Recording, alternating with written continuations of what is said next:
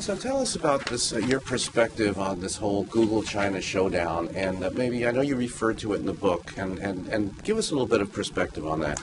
Well, Google made a compromise in 2004, and they basically said, when the Chinese government said to them, we want you to clean up your search. We don't want it to be universal. If someone does a search for the Dalai Lama or Tiananmen Square, we don't want to have any controversial stuff that might be disapproved by the Chinese government. Google basically compromised and went along with that, despite their proclamations that they would not do evil. And many people thought they were doing evil by doing that. They were compromising with an authoritarian government and with their attitude, which is basic to Google, that information should be free and accessible. But always Google has been uncomfortable with that decision, particularly Sergey Brin, the co-founder.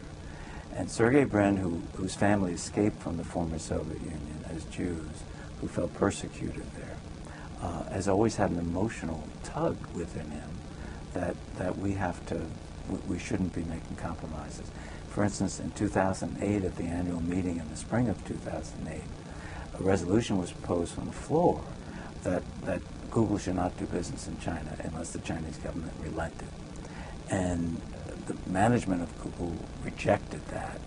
They control the votes, Larry Page, the co-founder, and Eric Schmidt, and others. But interestingly enough, Sergey Brin abstained on that vote, which I think told us that how passionately he felt about this and how befuddled he felt by it and betwixt. And I think what's happening here, and I suspect that, I don't know this, but I suspect that Sergey Brin is driving this decision. What are we doing in China?